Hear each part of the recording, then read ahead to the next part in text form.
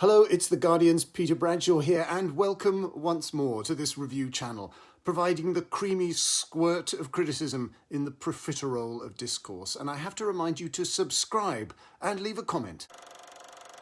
That lovable British star Roger Moore, who ascended to movie Valhalla with 7 James Bond films from 1973 to 1985, gets the indulgent, affectionate treatment he deserves in From Roger Moore with Love, this documentary celebration from the BBC, featuring interviews with Christopher Walken, Pierce Brosnan, 007 superfan David Walliams, franchise producers Michael G. Wilson and Barbara Broccoli, his children Geoffrey, an eerie echo of his dad, Deborah and Christian, and of course Joan Collins, who is almost Roger's female equivalent in arch self-deprecating wit. Steve Coogan impersonates the Moore narrative voiceover, mostly reading from his garrulous memoir, The 007 Diaries, Filming Live and Let Die, which in a less corporately controlled age, Moore was allowed to bring out in 1973 as a tie-in.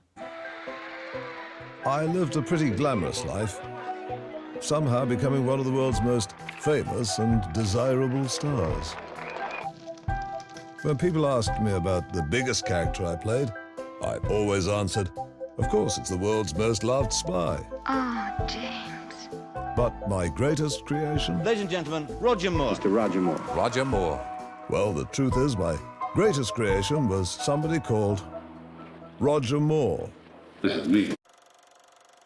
This is a very enjoyable watch for Moore devotees, and though the long stretch of home videos towards the end might test your patience just a little bit, there's some remarkable footage of Elton John landing his helicopter on Roger's tennis court to join a party including Stephanie Powers and Richard Attenborough.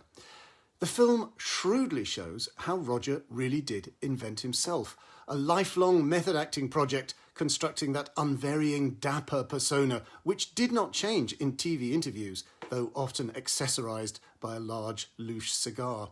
And his personal story is in fact rather amazing. His first marriage to ice skater Dawn Van Stein made him, at just 18 years old, the caring stepdad to a little boy. His second marriage to the larger-than-life singer and vexatious litigant Dorothy Squires helped him make invaluable showbiz connections, but had a tinge of tragicomedy when Dorothy refused him a divorce for years after he left her for Italian star Luisa Mattioli, who was in turn chagrined when Roger later married her friend, Christina Tholstrup. Louisa has the film's most outrageous anecdote. When she and Roger were in a restaurant, a young woman in purple hot pants walked past and Louisa promptly slapped Roger's cherubic face. When he woundedly asked what that was for, she replied, "Just in case." I very much enjoyed this, despite 2 important omissions. There's no mention of Roger Moore's turn in Basil Dearden's 1970 thriller The Man Who Haunted Himself, a genuinely excellent performance.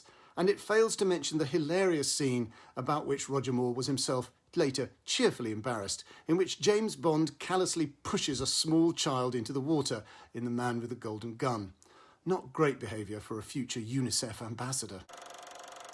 And that's it. Please give this vlog a like and a share on your socials. Please subscribe, saying what you're enjoying at the movies right now. And also, if you're wondering about Christmas presents for your loved ones, and also wondering how you might somehow give me something special for Christmas, then please buy a copy or perhaps 2 of my new book, The Body in the Mobile Library and Other Stories.